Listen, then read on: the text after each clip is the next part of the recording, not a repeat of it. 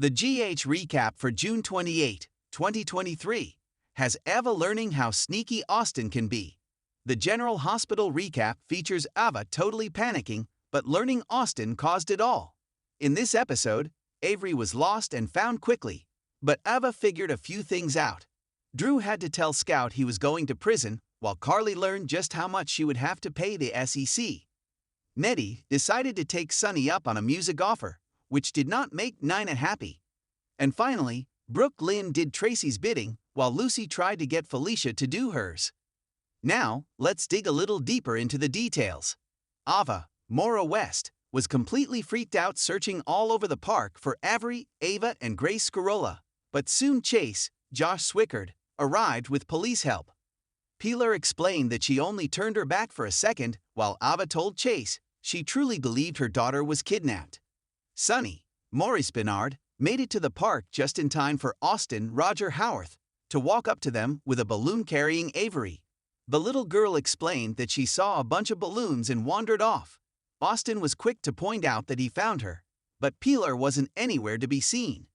Ava knew exactly what was going on at that point, while Sunny questioned Pilar. She told Sunny she got a call that she thought was her grandmother, but it was a telemarketer instead. When Sunny, Avery, and Pilar were gone, Ava accused Austin of setting the whole thing up and smacked him across the face. Nettie, Wally Kurth, wasn't happy that Dex, even Hofer, brought him back to Sunny's place, but Sunny refused to let him go. It also turned out that Nettie had done some research on Sunny's life, and he wondered if Sunny was just being nice to him due to his connection to Olivia, Lisa Lo Cicero.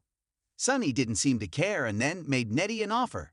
He had connections to the music industry and could introduce him to the right people. However, he would have to stay in Port Charles. As Nettie and Sunny discussed this offer, Ava interrupted with a frantic call about the missing Avery. Sunny quickly made his way to the park, leaving Nettie and Nina, Cynthia Watros, alone in his apartment. Once they got to talking, Nina did her best to downplay the PC music scene and made being on the road sound more appealing. When Sunny returned, Nettie told him he was ready to take Sunny up on his offer as a nervous Nina looked on. Sam, Kelly Monaco, brought Scout by the Quartermain mansion to see Drew, Cameron Matheson, and Tracy, Jane Elliott, was shocked to hear that Drew would be going to Pentonville for 3 years. Drew didn't know how he would break the news to Scout, so he asked for Sam's advice. Tracy had her own advice: change his plea and throw Carly under the bus. Drew argued that what he was doing was for the best, but Sam didn't agree and was quite vocal about it. Still, Drew made excuses while Sam wanted to know why there were no consequences for Carly. Scout heard her parents raise their voices and wanted to know why her parents were fighting. Dante, Dominic Zamprogna, was the one who was forced to smooth things over as Drew explained that he was going to have to go to prison for a few years. Scout just wanted to make sure she could visit her dad on weekends. Joss, Eden McCoy, rushed into Carly's Laura Wright kitchen in a huff because of Drew's sentencing and demanded that Carly tell her what was going on. Carly only said that the judge wanted to make an example of Drew, but that wasn't enough for an angry Joss. Carly thought her daughter blamed her for all this because she didn't turn Sunny in. Carly was glad when Jocelyn softened towards her and told her that she might have been a little too hard on Sunny. She couldn't forgive him completely, but she could let go of some of the anger. Diane, Carolyn Hennessy, soon showed up in the kitchen to tell Carly her assets would no longer be frozen, but the fine she was being asked to pay was $5 million. Diane warned Carly she couldn't get the money from Sunny cause the SEC would be suspicious of her having business ties to him. Michael, Chad Duell, also couldn't help her so he could keep his name clean, so Carly seemed to be in big financial trouble.